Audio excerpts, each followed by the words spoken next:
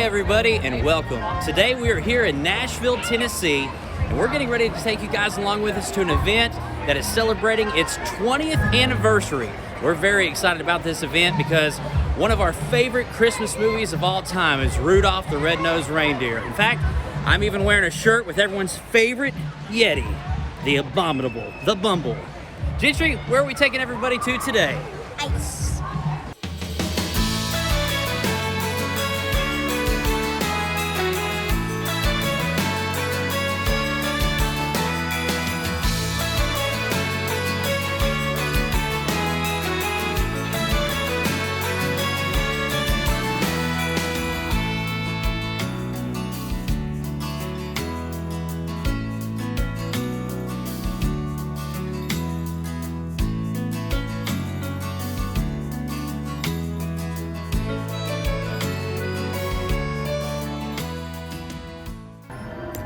And here we have Sam the Snowman, which, if you look at his facial features, were made to look in the depiction of Burl Ives, who not only told the story of Rudolph the Red-Nosed Reindeer, but also sang the famous song, Rudolph the Red-Nosed Reindeer in Silver and Gold.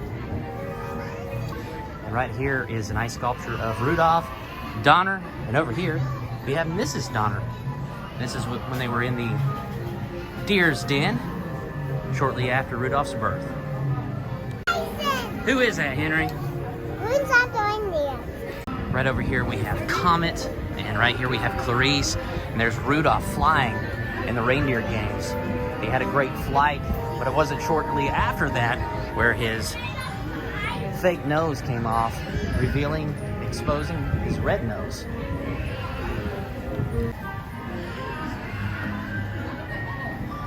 His beak blinks like a blinking beacon. And right here, this ice sculpture, keep in mind this is all ice. I mean, even the toys right here are made of ice. The precision and detail, even the sign that's nailed right in, or screwed right into the table, is made of ice. And this was the point in the film where Hermie said that he aspired to be a dentist and not a toy maker. Why am I such a misfit?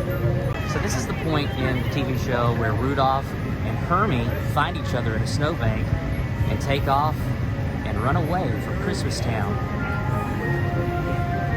And right here is where they first meet Yukon Cornelius, who was searching for silver and gold. And it looks like Yukon Cornelius is wearing one of these stylish blue parkas, just like us. Look at that. So much stuff. And right over here is the Abominable.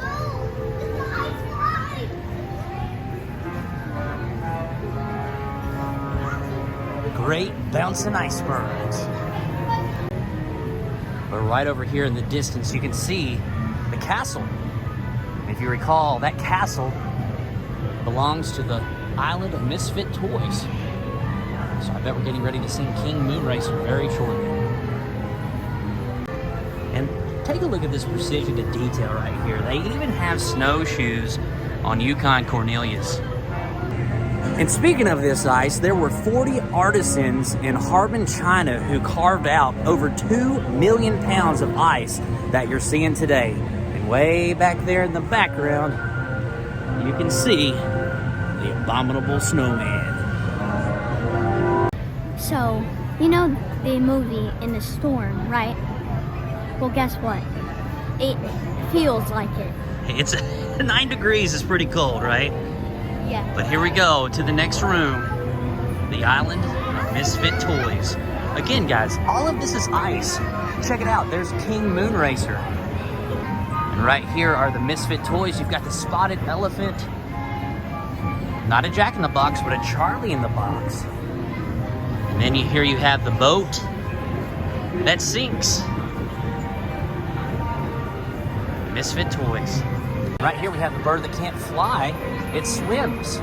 And if you've ever watched the end of Rudolph the Red-Nosed Reindeer, there's a little bit of dry humor in there because all of the Misfit Toys receive an umbrella to float down to each house, with the exception of the bird. The elf just takes the bird, and prior to giving him an umbrella, he second guesses and just throws him off, guessing that he can fly. But remember, he's a misfit that can't fly. He can only swim, so, but it looks like he's doing fine and well right here at Gaylord Opryland Resort. And over here, we have the train that has a caboose with square wheels. And hello, Dolly.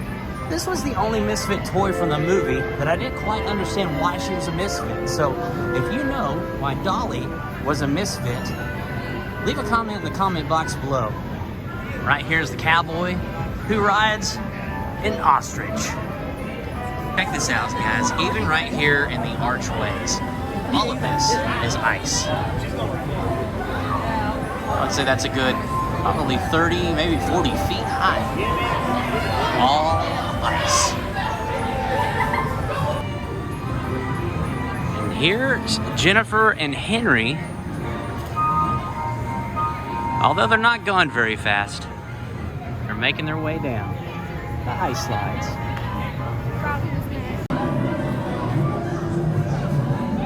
This is so cool. Literally and figuratively. Wow, look at this.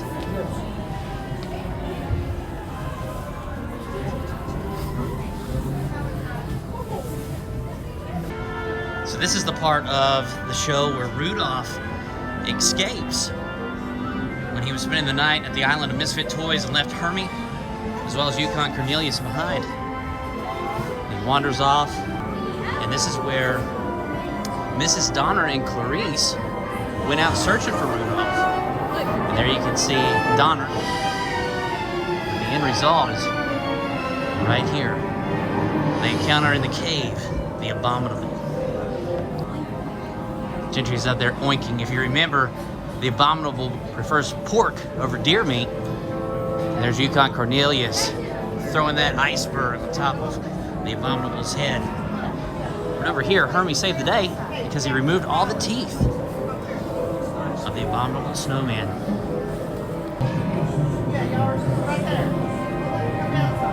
If you remember, Yukon Cornelius and the Bumble fell off the cliff. But if you also recall Bumble's bounce, and right there is one reformed, humble Bumble.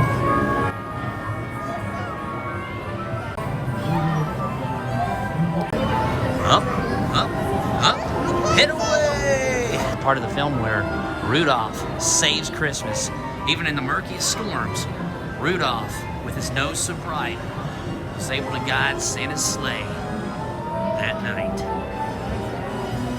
You'll notice that there are 7 reindeer instead of 9, and the reason being is back in the 1960s, the story of Rudolph the Red-Nosed Reindeer was starting to be called the 9th Reindeer.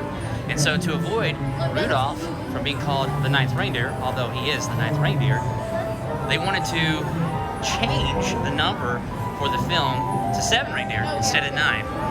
And here's another interesting fact. Rudolph the Red-Nosed Reindeer is the longest lasting Christmas TV special that has been aired since 1964. So in 1964, at the end of Rudolph the Red-Nosed Reindeer, at the end, they only showed presents. They did not show the Misfit Toys. But what happened was in 1965, they received so many complaint letters from viewers that they decided to show the Misfit Toys flying out the back with their umbrella. And the reason being is because if you recall, in the show, Rudolph actually asked Santa if he would return to the island of Misfit Toys, in which 1964 it didn't depict or display that in the actual film. So in 1965 and every year since, you will see the island of Misfit Toys toys coming out of the back.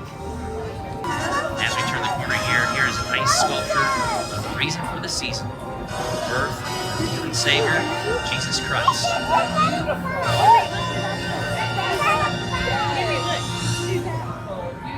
Such a beautiful way to end this experience here at Gaylord Opryland. Ice.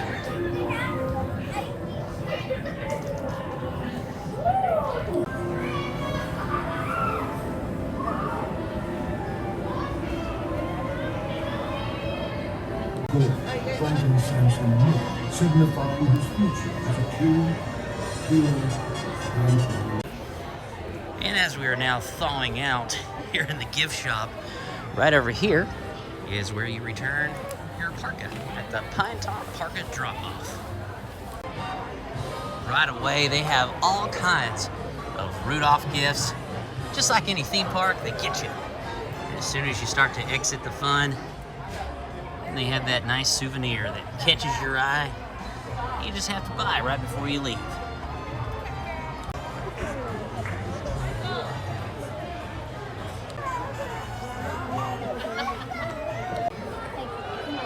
These hoodies are pretty nice here. They're $47 and it has ice and Rudolph on the front. Gaylord Opryland. Just chill. Got all kinds of stuffed animals that are available here as well. We got Rudolph, just a random polar bear.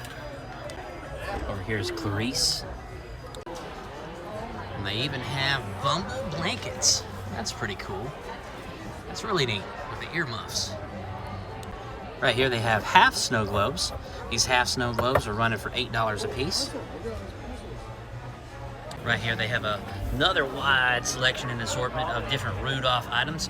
Right here they have a board game, puzzles, and even a family bingo game. It's Misfit approved. Love these ornaments here. Right here we've got the Bumble inside the snow globe ornament. Oh, and it looks like it either plays music or lights up. And it appears to not be working. Alright guys, so right here we've got some more snow globes. Here's Clarice and Rudolph. And right here we've got the Abominable snow monster along with Hermie, a couple of raccoons, and Rudolph. There's some more Misfits right there. This is my favorite. That's your favorite, Hermie? And over here in the gift shop they have Auntie Anne's pretzels. Wish you guys could smell this right now. They smell so good. Right here is some exclusive ice merchandise. And right here you can see a massive coffee cup. This right here is $14. It would hold a lot of coffee or hot chocolate. Check this out. They even have some bonfires that you can thaw out at after you've been in the 9-degree air temperature visiting ice. Now they're getting ready to close down, so we weren't able to get our tickets, but they have snowballs that you can purchase here. It is kind of expensive. It's $13.99 to get snowballs, and as you can see, you try to throw them through the various objects here. The frying pan, up there we have some wreaths, and that's one of the many things you can do here for fun at Gaylord Country Christmas. And if you scan this QR code right here, you can order tickets to this event. They do have Groupon discounts as well as promotional codes where you could also save. Last year they had a really cool ice skating show right out here on this ice skating rink, and they still have it this year, but we're a little late for today's show. But we'll put a link in the description below.